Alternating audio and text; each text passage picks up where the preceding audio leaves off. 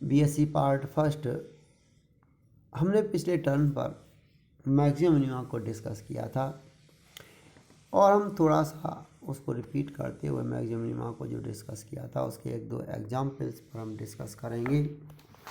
देखिए कोई भी यहाँ हम जो मैक्सिमम मिनिमा स्टडी कर रहे हैं वो two variables maximum minima study कर रहे हैं। तो फंक्शन ऑफ टू वेरिएबल्स, यहाँ टू इंडिपेंडेंट वेरिएबल्स हैं। Suppose that Z is equal to F of X Y, कोई फलन है, तो उसके लिए हम सबसे पहले उसकी कंडीशन फंक्शन की एक्सट्रीमम होने के लिए कंडीशन लगाते हैं कि del F upon del x is equal to zero, del F upon del Y is equal to zero, जिससे हम एक्स और वाई की वैल्यू फाइंड आउट कर लेते हैं। देन हम R is equal to del two F upon del x square, S is equal to del two F upon del x del Y, T is equal to del two F upon del Y. और इन सब की values हम R S and T की values at X is equal to A and Y is equal to B पर find out कर लेते हैं। इसके बाद अब हम कंडीशन लगाते हैं फंक्शन के मैक्सिमम और मिनिमम होने के लिए, जिनको हम पर्याप्त प्रतिबंध भी कहते हैं। सब फर्स्ट ऑफ ऑल हम r T minus S square calculate करते हैं। R T minus S square greater than zero. R T minus S square के तीन मान हो सकते हैं, greater than zero, less than zero, is equal to zero.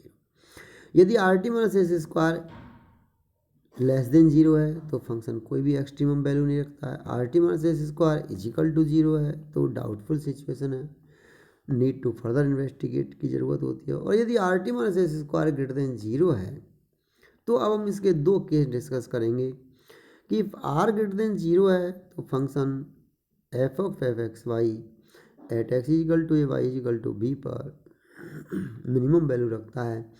और सेकंड, यदि आर लेस देन जीरो है तो function F of X Y at x equal to A Y equal to B, that is F of A B, maximum मान रखता है। तो इसके लिए हम एक एग्जाम्पल के द्वारा समझने की कोशिश करेंगे ज़्यादा क्लियर होगा। तो देखिए u is equal to x Y plus a square one upon x plus one upon y example दिया हुआ है। तो इसके अंदर हम सबसे पहले del you upon del x और del you upon del y, यानी differentiating partially with respect to x and with respect to y. तो देन वी गेट u, तो del you upon del x is equal to x y दिया हुआ है तो y plus अब one upon x है तो minus a square upon x square आ जाएगा। Del you upon del Y is equal to x minus a square upon y square आ जाएगा। दोनों को हमने जीरो कर दिया तो y minus a square upon x square equal zero तो x square y minus a square is equal to minus A q is equal to zero and x Y minus A Q upon v q is equal to zero, a q है तो then x is equal to y is equal to a. दोनों को simplify किया तो after simplification we get x is equal to A and Y is equal to. हमारा सबसे पहला काम ये है, फंक्शन के एक्सट्रीमम होने के लिए हम दोनों को x और y के सापेक्ष उसको आंशिक अवकलन करते हैं और आंशिक अवकलन करने के बाद उनके हम जीरो के बराबर रख देंगे और x और y की वैल्यू कैलकुलेट करेंगे। देन अब x और y इजिकल टू ए के लिए फंक्शन u की वैल्यू निकाल दीजिए, क्या रही है, u is equal to 3a square आ गया। अब इससे हम r कैलकुलेट करते हैं तो r equal to del two you upon del x square at x equal to A Y equal to a पर इसकी वैल्यू आ गई 2 and s equal to del two you upon del x del y या del two you upon del y del x, ये सुविधा के अनुसार निकाल लेते हैं। इसकी वैल्यू हमने कैलकुलेट की ए और ए पर तो 1 आ गई and T is equal to del two you upon del Y square, ये आपको दिए हुए हैं जैसे del you upon del X दिया हुआ है आपका वाई माइनस ए क्यू अपॉन एक्स स्क्वायर, तो del two you upon del x square is equal to plus में हो जाएगा 2a q upon x Q हो जाएगा। ये रख दिया तो 2 इसकी वैल्यू आ गई, ए क्यू कट जाएगा। ऐसे टी इज इक्वल टू हमारे पास में 2a q upon y q, a पर वैल्यू निकाली तो 2 आ गया।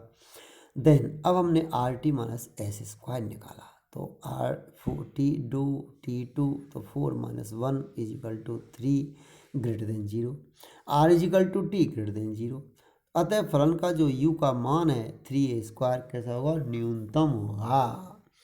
तो देखिए नियम से यदि हम करते हैं तो कितनी सरल प्रोसेस है। एक एग्जाम्पल के द्वारा हमने इसको समझने की कोशिश की थी और आपने देखा कि कितनी सरल तरीके से हमने इसको कैलकुलेट किया। अब कुछ सवाल ऐसे होते हैं थियोरेटिकल जिनमें आपको अपना थोड़ा सा सोचना होगा। जैसे एक क्वेश्चन पर डिस्कस करते हैं कि ऊपर के खुले आयताकार संदूक की दी गई क्षमता होनी चाहिए संदूक की माप मालूम कीजिए जिसको बनाने में कम से कम सामग्री का प्रयोग हो सकता हो। अब मान लो संदूक की क्षमता v, संपूर्ण पृष्ठ का क्षेत्रफल s तथा इसके माप जो है एक्स वाई जेड हैं। तो वॉल्यूम जानते हैं v equal to x Y Z होता है। अब आप देखिए volume v equal to x Y Z आपको हो गया।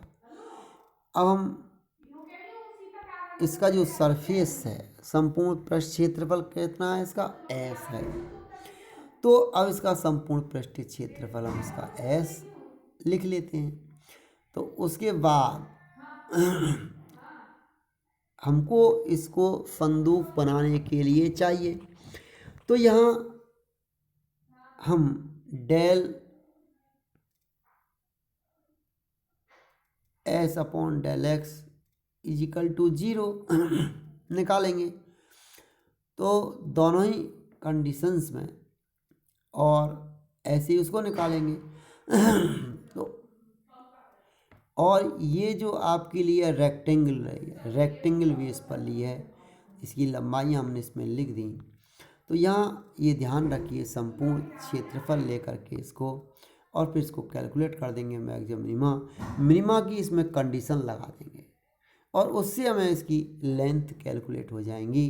इस तरह हम इसको फंक्शन की जो वैल्यूज हैं वो हम आसानी से कैलकुलेट कर सकते हैं।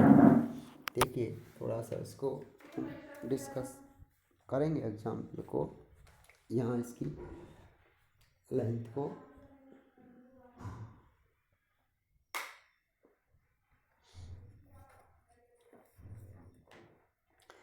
तो हमें मैक्सिमम मिनिमा के लिए जब कभी हम कंसीडर करेंगे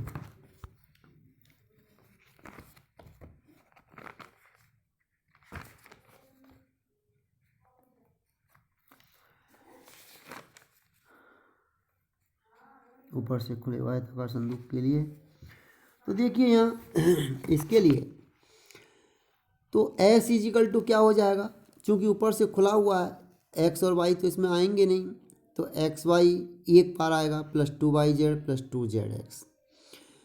अब हम यहाँ पर z का विलोपन कर देते हैं क्योंकि b equal to x Y Z है और s equal to x Y plus 2yz plus 2zx है।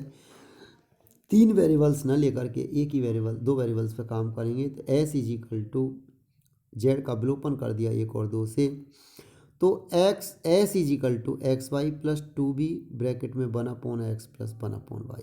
ये अभी हमने एग्जाम्पल डिस्कस किया था, सेम उसी जैसा हो गया। तो del s upon del x निकाला, del s upon del y निकाला। अब चूंकि संदूक को बनाने में कम से कम सामग्री का उपयोग होना चाहिए, इसलिए s का मान न्यूनतम होना चाहिए। न्यूनतम होना चाहिए तो del S upon del X equal to 0 और del S upon del Y equal to 0 पहले कर दीजिए, कंडीशन लगा दीजिए। तो x square by equal to 2b और X Y square equal to 2b। इसका मतलब ये हुआ X equal to Y equal to 2b की पावर 1/3। पुनः एक्स वाई इजिकल के लिए अब आर निकाला हमने, आर इजिकल टू 2 आया, एस इजिकल टू 1 आया, टी इजिकल टू 2 आया। इस तरह निकालने से तो R T minus S square equal to 4, अतः एस का मान न्यूनतम होगा। ये कंडीशन आ गई। तो एक्स और वाई के मान रखने पर क्या मिल जाएगा हमको, 2z इजिकल टू 2b की power 1/3। Therefore X equal to Y equal to 2z पर एस का मान न्यूनतम होगा।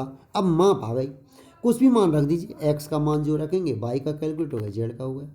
तो इस तरह हम क्वेश्चंस में फंक्शन के अंदर जो दिए हुए हैं उनके आधार पर हम इनकी वैल्यूज़ को कैलकुलेट करते हैं और किस तरह इनके मान हम निकाल लेते हैं, तो हमको ये ध्यान रखना चाहिए कि मैक्सिमम मिनिमम में जो चैप्टर्स है इसकी हम जो वैल्यू कैलकुलेट करते हैं कंडीशन लगा करके, थ्योरेटिकल प्रॉब्लम दी हुई हो, न्यूमेरिकल प्रॉब्लम दी हुई हो, दोनों में हमको ध्यान रखना चाहिए। तो आज मैंने आपको मैक्सिमम मिनिमम डिस्कस किया था। अगले टर्न पर हम इसका अनिवार्य रूप को डिस्कस करेंगे। लैग्रेंज मल्टीप्लायर्स इसके मेथड्स है। नेक्स्ट टॉपिक जो इसमें बचा हुआ है उसको हम डिस्कस करेंगे कि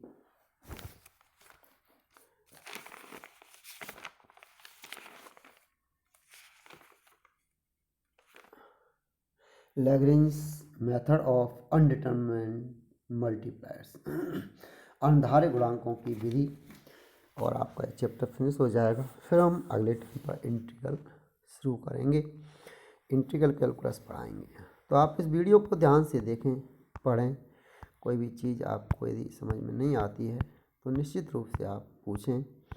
हालांकि आप लोग कम पूछते हैं और अपनी पता नहीं किस तरह की स्ट्रेटेजी है तुम्हारी पढ़ने की, फिर भी समझ में आए तो ज़रूर सब्सक्राइब करें। कोई बात हो तो पूछें, आपको निश्चित रूप से लाभ होगा।